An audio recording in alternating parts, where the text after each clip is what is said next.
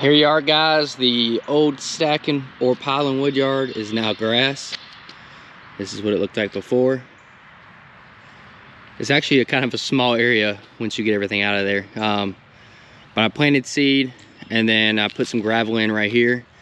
You could see our driveway whenever they did this. Made it too short and too narrow. So I widened it with gravel because if you see right here, the Amazon drivers, as well as Sadie, likes to drive in the grass right here. I can see how Sadie does it. She comes over here, she's got to turn real sharp to get in that hole, and she gets in the grass. So now that I have the gravel here, she has no reason to get in my grass. Hey guys, welcome back to Firewood on the Hill. My name is Matt. Man, it's been a minute since I've been on here, guys. Life has just been fast, and busy. Spring is here, so we're doing a bunch of spring cleanup. I'm really trying to get our yard looking good again. Y'all saw in the first clip that the wood yard over there in front of the house is no more. We're now growing grass, and it's actually growing really well. Before I put that wood over there, that area was really rocky and just didn't grow very well. So I think just over the years of using the box blade to scrape it and keep it kind of turned up, it's helping with grow grass. But as far as being busy, kids got sports, you know, spring sports. Allison's playing volleyball and soccer. Clara's playing softball, and I'm helping coach the softball team, so that's taking a lot of my time. But we're out here today, and I'm excited to get back to splitting. I'll flip the camera around and show you what we got. So you guessed it, guys, we are splitting on the Wolf Ridge 28 Pro C. This is just a mixture of poplar, sweet gum, maple, oak, kind of a little bit of everything, guys. All the wood here is gone, and this will be the last time that I split over here on this concrete pad. The concrete pad's been nice, but I've kind of limited my space with piling wood here. All this right here is trash. Even the logs, those are sweet gum logs. I'm not messing with them. All that's trash. I'm gonna get this clear and probably gravel this, and this is where I'll park my 2 trailers. And all this would just go back to being overgrown bushes and stuff. So we're gonna do some splitting here, guys. Once we get done splitting, I want to talk to you guys about something that I've been thinking about for a long time. I just didn't know how to come about it on YouTube. It rained last night. Let's see how hard it is to start this morning.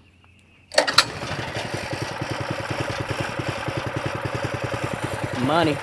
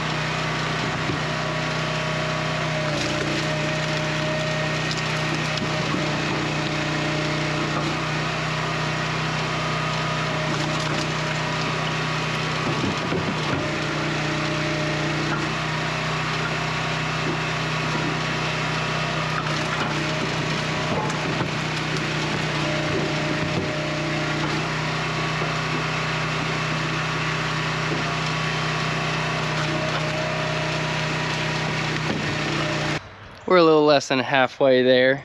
It was tight working here for a minute because it was just so tight, but we're finally getting to it. Y'all, this sweet gum sucks. I hate this sweet gum. All right, guys, we're gonna talk about what I was hinting at earlier in the video. And I'm trying to keep this short and sweet, but I feel like every time I record this, I go into a rabbit hole, and I'm trying to keep it just brief for you guys. The topic is, what do you need to split and cut firewood to sell to customers? And I'm gonna narrow it down to 3 things. You need a chainsaw to cut the wood, you need a splitter to split the wood, and then you need some type of vehicle like a tractor, skid steer, mini skid, all that stuff to move the firewood.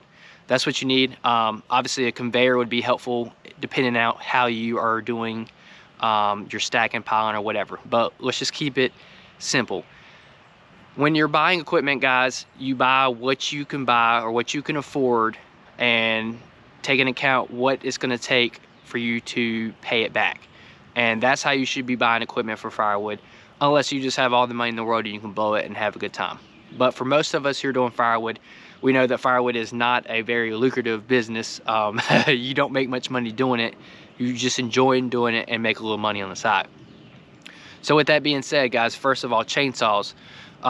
You know, there's big chainsaws out there, there's little chainsaws out there, there's medium-sized chainsaws, there's the Steel 881, there's the Husky 592, there's the Steel 500, and I can go on and on. And what I'm getting at, guys, is if you're just trying to do some firewood and make a little profit, find you a saw that is good for you, that has the most power for the weight ratio, is the way I look at it. So I have a 462 and a 400C, and I think those are the perfect saws for me. There's bigger, better saws out there, but I can cut firewood just as fast as anyone else that has the bigger saws. So in that idea, I think I'm set on chainsaws. The next step would be a log splitter. I have the Wolfridge 28C. It's got a 6.5 second cycle time. For me, as a one-man band, a 6.5 second cycle time is plenty for me. If I was to have someone come over and help me, I feel like, you know, a 4 to 5 second cycle time would be more beneficial than 6.5 second cycle time. With that being said, with what I'm doing and I'm splitting alone most of the time, I don't see the need for me to go buy a faster splitter and hope that somebody's going to help me and it'll speed up the process. Obviously cycle time makes things faster, but the key was splitting. The cycle time, or the splitter, is the fastest part of my process and probably everyone's process, unless you have a really slow splitter. It's the cut and moving the wood to the splitter that takes all the time. So then the next thing is getting a piece of equipment that can move the firewood. I have a tractor, 35 horsepower tractor, which does the job for me. Do I wish I had more lifting capacity? Absolutely, but that costs more money. And I'm not saying my tractor is the perfect size. There's a lot of guys out there that have the same exact tractor and it works. But is there something better out there? Yes. Is it worth the money? I don't know. I mean, that's up to you to decide. But what I'm getting at, guys, is there's cheap equipment out there that can do everything that this expensive equipment can. And my point about it is, any of you guys that see, you know, everyone's spending all this money to do this, to do that, don't worry about it, guys. Get what you need to get it done, and just have fun. You know, having an excavator in a wood yard is awesome. I would love to have one. Does it make sense if you're just buying it for firewood? No. You know, people who have excavators have probably bought them for other purposes before firewood, and they're just using it for firewood because they have it. So I just feel like YouTube makes it out to be like you need the next biggest and baddest thing, and that's not the case, guys. I know guys who split twice the amount of wood I have with half the equipment I have, and all they're doing is taking the time and grinding, you know. And I feel like that is all firewood is, really, is grinding. It's, you know, hey, I got to split this, hey, I got to cut this. You got to take that time and do it.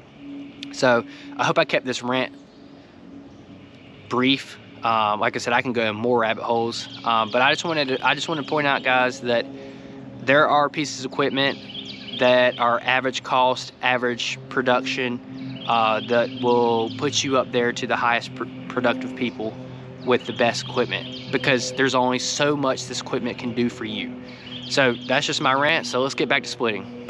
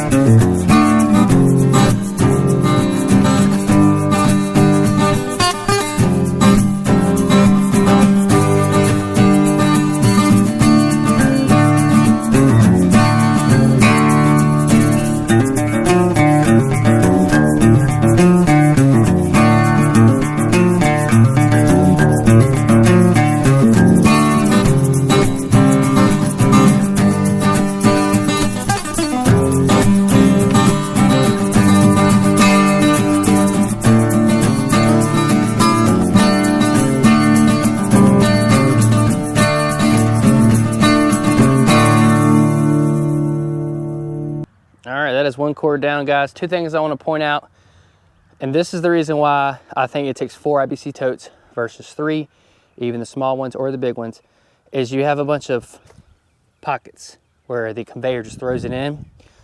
You can see pockets all around right there. You don't get enough firewood in these if it's just thrown in. If you stack it, yes, but if it's thrown in, no. So I don't sell IBC totes because it's too inconsistent with the amount of wood that goes in these things. And then the second thing is I've learned once I do this, only pile so high, because I feel like once I start moving these baskets, more wood falls on the ground than stays in the baskets, and then I'm double working. So a lot of times I just let it peak. I'll disperse it between the 4 baskets and call it a day. This is what we got left. Got through quite a bit. I probably have not quite a half cord there, but I'll get this knocked out probably later today. Thanks for watching, guys. Sorry for the rant, but I wanted to get off my chest. Y'all have a good day.